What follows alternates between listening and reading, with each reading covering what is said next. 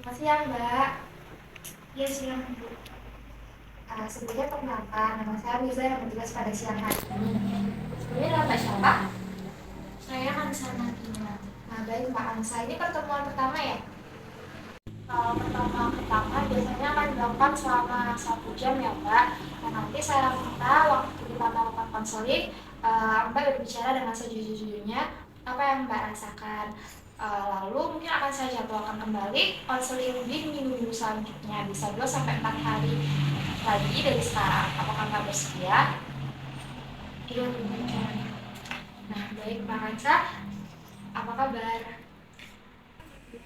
Dan akhir-akhir ini saya merasa ketakutan dan cemas uh, karena sebentar lagi saya akan masukkan pernikahan ke bidan. Lalu saya cemas akan banyak hal, sangat takut untuk kedepannya apa saya bisa menjalani pernikahan ini ya Bu Bidan. Saya takut tidak bisa menjadi seorang istri yang baik dan bisa membahagiakan suami saya Bu Bidan. Mbak kelihatan sangat sedih ya, sangat memikirkan hal ini ya Mbak. Iya Bu Bidan, saya sangat cemas dan takut karena keinginan saya pernikahan ini dilangsungkan seumur hidup. Saya takut saya nggak mampu dan gagal dalam pernikahan ini Bu Bidan. Saya banyak takutnya akan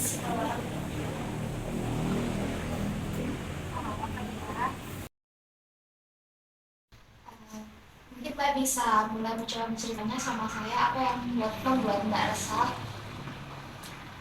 Mungkin saya belum kuat menyandang status sebagai.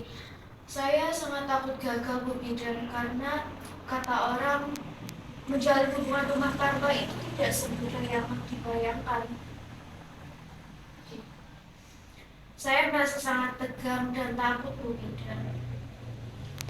Apakah hal ini menimbulkan dampak lain ya Mbak? Iya Bu Bidan.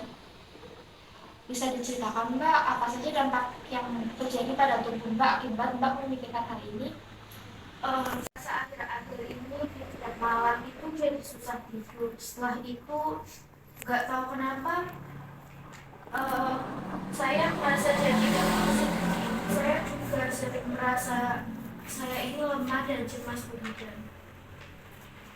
Ya sih dari laut Mbak sama tindakan Mbak itu sangat terlihat kalau Mbak sedang cemas dan sedang memikirkan sesuatu. Iya Bu Bidan, saya juga merasa seperti ini terjadi karena ketakutan saya terhadap proses pernikahan nantinya. Lalu Mbak, saya juga sebenarnya takut buat cerita sama siapapun itu Bu Bidan. Ini saja saya berusaha memberanikan diri. Mbak khawatir terhadap status yang mungkin sebentar lagi akan Mbak sandang, dan juga Mbak merasa kalau Mbak tidak punya teman bercerita ya. Iya Bu. Nah, dari permasalahan Mbak ini bisa saya simpulkan kalau Mbak bisa mulai bercerita dengan mungkin orang terdekat Mbak seperti orang tua Mbak. Kalau boleh tahu, Bapak ini masih ada ya Mbak? Kalau ada, mungkin Mbak bisa mulai bercerita terhadap ibu Mbak. Lingkungan sekitar itu sangat berpengaruh terhadap kesehatan mental kita. Nah, apakah ibu Mbak termasuk orang yang bisa diajak bercerita Mbak? Bisa Bu Bidan, ibu saya bisa diajak bercerita. Nah, Mbak bisa mulai menceritakan kekhawatiran Mbak terhadap pernikahan yang Mbak rasakan ini. Perasaan yang Mbak awali ini sangat valid kok dirasakan oleh pengantin. Kuncinya hanya di komunikasi. Perasaan seperti ini tuh apakah normal ya? Iya Mbak, perasaan itu sangat normal terhadap calon pengantin. Nah, kuncinya cuma dikomunikasikan aja Mbak, bisa dikomunikasikan terhadap calon suami Mbak, lalu juga kepada ibu Mbak. Mungkin bisa meredakan sedikit kekhawatiran yang ada pada pikiran Mbak.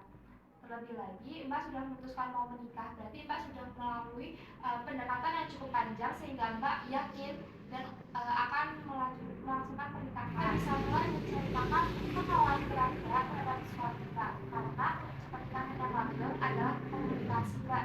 Jadi jangan sampai pikiran buruk Mbak berpengaruh lebih besar dan membuat Mbak tidak yakin dengan suami Mbak.